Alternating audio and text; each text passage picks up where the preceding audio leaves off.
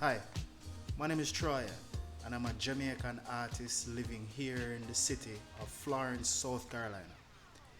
Welcome to my channel, Troy's Art. I do a variety of art such as sculptures, paintings,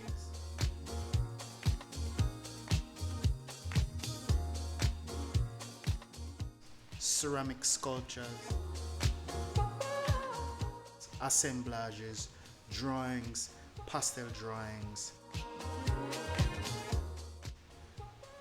a number of artwork. And I decided to create this channel just to bring you along the journey with me. I want to share my process. I want to share this journey with you, and hopefully you can learn a thing or two and we can create art together. Since recently I've done a few drawings, but I did this one specifically. I recorded the process and I want to share it with you. Let's take a look at it. Come on, let's go. This is my makeshift studio, aka my garage. But yeah, so I did this drawing here and I recorded the entire process of it. I want to share the process with you. Check it out. Let's go into the process. All right, here we go. So if you notice, you'll see grids on the paper. These grids help me to accurately get the drawing done properly. Now with grids, when you use grids, your drawing comes out looking more realistic and it be able to look more like the person that you're drawing. I used my oil pastels to create lights, mediums, and darks. I don't remember the brand of oil pastels I used, but I'll sure to link them in the description below. So one of the most important things that I had to try to make sure I was doing was making sure that there is a light source coming from the right side, in the middle had medium tones, and on the left side had dark tones.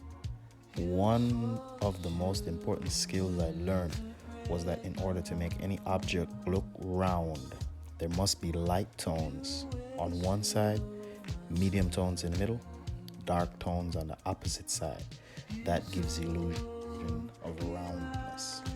At this point, I made sure I was trying to just to get the feel of the image, the dark areas.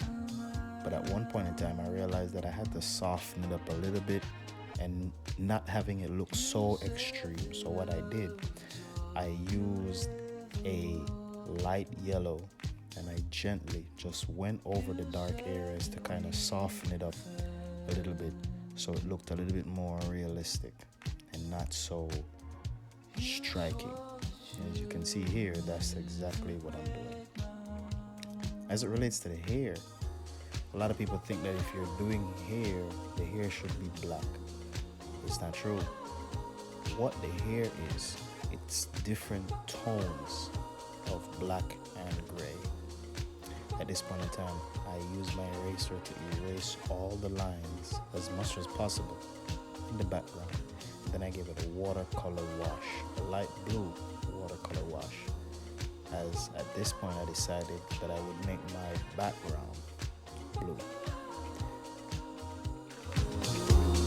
What I'm trying to do now is to build up layers of blue. Dark blue on the far ends, light blue directly behind the head so the head can stand out, and medium blue in the middle. I'm using a stub tool to blend in the light, the medium, and the dark so the figure stands out a little bit more. For the blouse, which was a little bit difficult for me because the original photo was a white blouse, but I decided nonetheless to stray away from that and use the knowledge that I already had.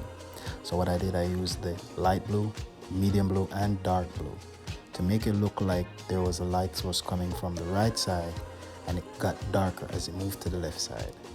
For this section, the pastel drawing quickly became mixed media because I introduced paint right here. I was trying to get the illusion of gold for the earrings. It was not as successful as I wanted it to be. But in hindsight, I think I need to work on that a little bit more. But it worked nonetheless. I then quickly went in and I made the left side a little bit darker by adding some black to give it more depth. I used the knife to etch my name in at the end, and there we have it.